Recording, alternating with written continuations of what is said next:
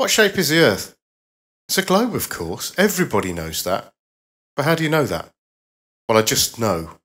Oh, right, but how do you know? Well, it's what we were taught at school, right? Yeah, I suppose so. So is everything you were taught at school true? Well, no, probably not. So how do you know the Earth is a globe then? Well, there are loads of photos of it in books. Yeah, you mean this photo? Yeah, that's the one. Told you it was a globe. Doesn't look like a globe on that picture though, does it? Yes, it does. What do you mean? Have you gone mad? Well, if it's a globe, then it's a sphere. So wouldn't there be some sort of shading around the edges? Yeah, I guess so. Maybe it's just perfectly in line with the sun. All right. What are the chances of that? Well, also, are those clouds actually real? And why is that continent in the middle so big? Not sure.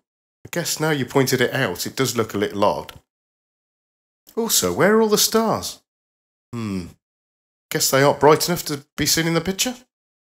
Oh, right. Well, I know that on a clear day in a field with no light pollution, I can see loads of stars in the sky, and that's through the Earth's supposed atmosphere. Oh, yeah. I suppose that is a little odd.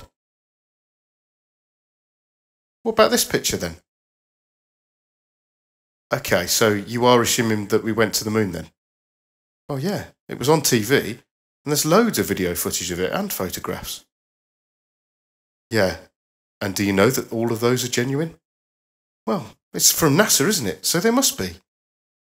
Oh, right. Well, there are quite a few anomalies with the moon landing videos and pictures, you know. Incorrect light angles, size, proportion issues, perspective issues. You should check out the documentary called Kubrick's Odyssey in particular. What? As in the film director, Stanley Kubrick? What's he got to do with the moon landings?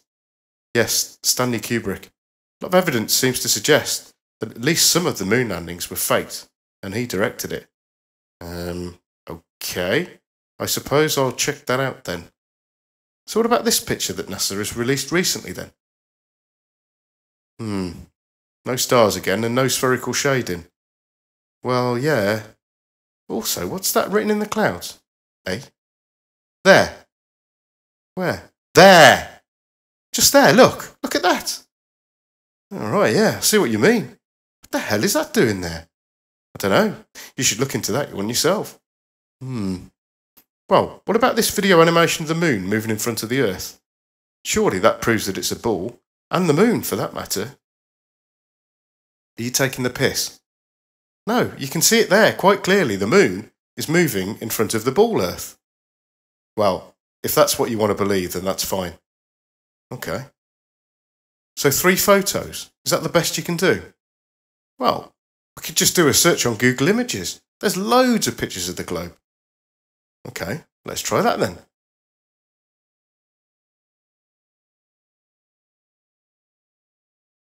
What about this one? So is that a photo? Doesn't look like a photo. Looks like something that was generated on a computer to me. What about this one? This doesn't look like a photo either. What about this one? That's not a photo. This one? Is that a photo? So do you still think it's a globe then? Well, I can see what you mean, but it just sounds ludicrous. It only sounds ludicrous because that's the response you've been conditioned to have. Ask yourself the question, is it better to assume facts based on what you're told, read, see in pictures, or observe and test with your own senses? Well, yeah, that's a fair point. So if you're saying it's flat, then where's your evidence? I'm not necessarily saying it's flat. I'm just saying that you should question whether or not it's a sphere. There are more things that don't make sense with the ball Earth model, you know.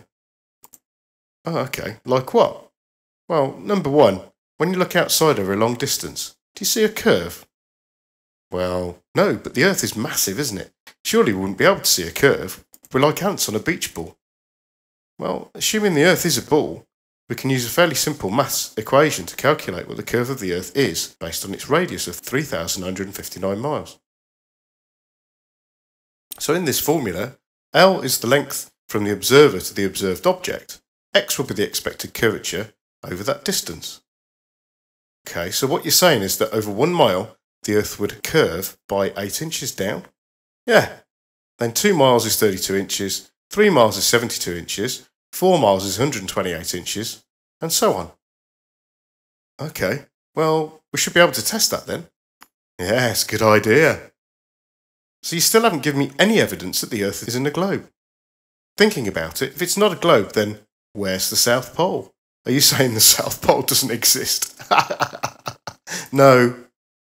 On the assumption that reality is closer to a flat model than the globe model, the South Pole is a border that surrounds the whole plane. Oh, right. Well, at least that explains why you wouldn't fall off the edge then. Yes. Have you heard of the Antarctic Treaty? No, I don't think I have, but I suppose you're going to tell me about it. Well, it was established by the USA and the leading global nations in 1959. Essentially, it's a treaty which protects the Antarctic from any activity apart from scientific research. What, you mean the Americans and the Russians were in cahoots? What about the space race and the Cold War? Yes, that's a whole different discussion. Do your own research on that one. Oh, okay. Anyway, the Antarctic has been out of bounds since the treaty was agreed in the early 60s. The only people that go there are scientists and researchers. You can go there on holiday or visit, but it's really expensive. Check that out for yourself. Okay, I will. So why do you think that the treaty was implemented? Well, it's difficult to say for sure, but clearly they're trying to protect something. I don't believe there is anywhere on Earth of that size that is that well protected. There was a US explorer called Richard E. Byrd, or commonly known as Admiral Byrd, who spent several decades exploring the area on and off, starting from the late 30s. One particular piece of information that he reported that was in the public eye was the large volume of natural resources that he discovered. If you had shale gas in your back garden, what do you expect would happen? They'd probably come and drill it out. Yeah, exactly. So there's something fishy about the Antarctic, basically. What do you suppose he found? I'm not sure. I think that's still up for grabs as far as researching is concerned. Some people speculate that he found the edge of a dome that covers the Earth, but that is pure speculation at this stage, really. Wow, that's insane. Yeah, it's pretty out there, isn't it? So, what else? This is getting really interesting.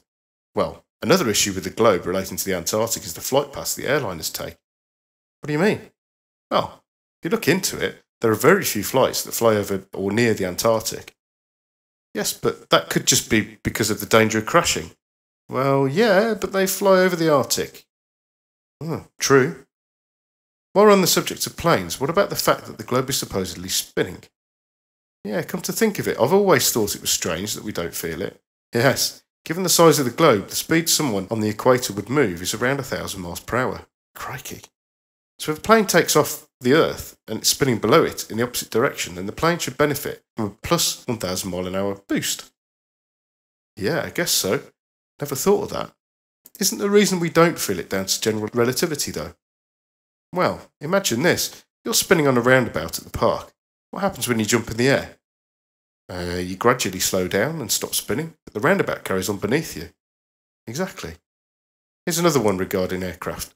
If an aircraft travels on the same trajectory, then why wouldn't it fly into space as the Earth curves away from it below? Well, surely they have onboard computers on the plane, or even the pilots would account for that and make manual corrections. Apparently not, but I agree it needs more research. Have you ever looked out of the window when you've been on a plane at 20,000 feet and observed the horizon? Yeah, it always looks pretty flat.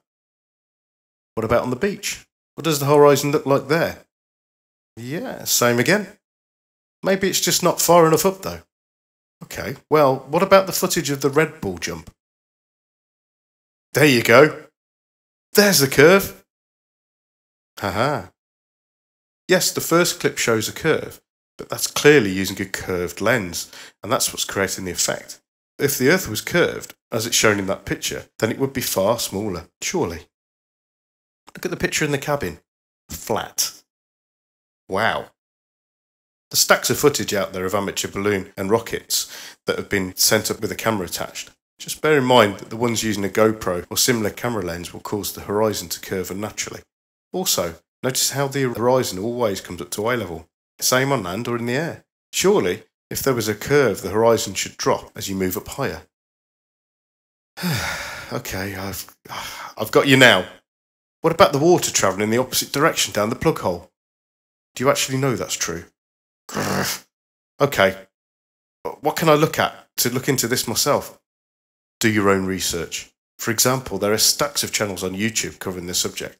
More importantly, get out there and find out for yourself. Try some experiments, share your findings with others so that we can all find out the truth. So there you go. In this context, the actual shape of the Earth isn't the most relevant point for me. It's deeper than that. Questioning something so fundamental as this makes you question everything. And rightly so. How do you really know what's true and what's not? Can you believe everything you were taught at school, or you see on the TV, or even read in books for that matter? Are we all just hypnotised into thinking that our reality is something it's not? Cue the Matrix music. Or think of it this way: unlearn what you have learned. Or if you prefer, follow Alice into Wonderland. Anyway, moving on. Taking all of the above into consideration, we decided that the best way to address this was for us to go and observe and test it for ourselves. So we packed up our tent, sleeping bags, and headed off to the south coast of England for a jolly old weekend in the sun in Weymouth.